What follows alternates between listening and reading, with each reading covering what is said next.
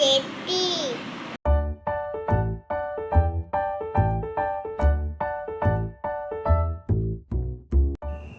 আমি মেঘা। জানেন, সানডে মানে এক অদ্ভুত অলসতা গ্রাস করে। আর 5টা দিনের থেকে একটু দেরিতে ওঠা।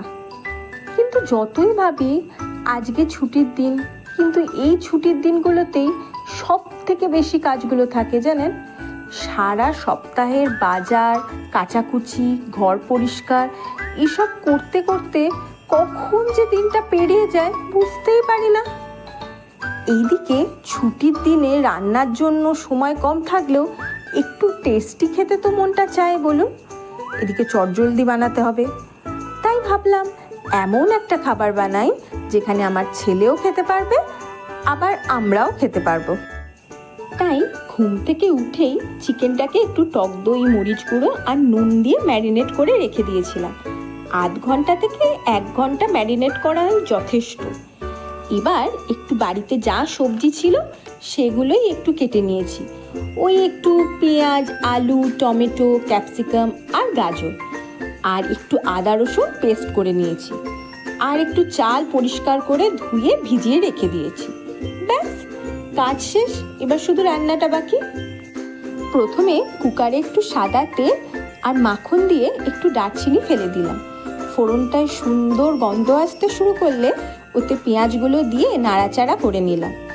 এবার একে একে সব সবজিগুলো দিয়ে ভালো করে নেড়ে চেড়ে আদা রসুনের পেস্টটাও দিয়ে দিলাম। তারপরে গোলমরিচ গুঁড়ো আর নুন দিয়ে ম্যারিনেট করা চিকেনটাও দিয়ে দিলাম। এবার ভালো করে নাড়াচাড়া করে একটু চিনি দিলাম। চিনিটা একটু বেশি দিলাম, কারণ এটা খেতে একটু মিষ্টি মিষ্টি হবে তো। এবার ভেজানো চালটাও দিয়ে দিলাম। চালটাকে মশলার সাথে ভালো করে মিশিয়ে নিয়ে একটু দুধ দিয়ে দেবো। তারপর পরিমাপ মতো জল ঢেলে সবটাকে আরেকবার নেড়ে চেড়ে নিয়ে কুকারটাকে বন্ধ করে দিয়েছি। দিয়ে 2টো সিটি দিয়ে বাকিটা ভাপেই হয়ে যাবে। এবার ভাতটা পুরো ঝুড়ো ঝুড়ো হয়ে গেলেই গরম গরম খেতে বাচ্চা থেকে বুড়ো সবার ভালো লাগবে, বিশ্বাস করুন।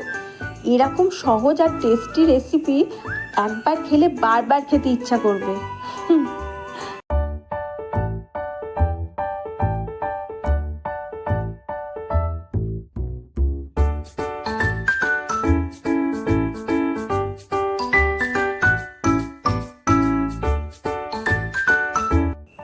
আচ্ছা, তাহলে টাটা।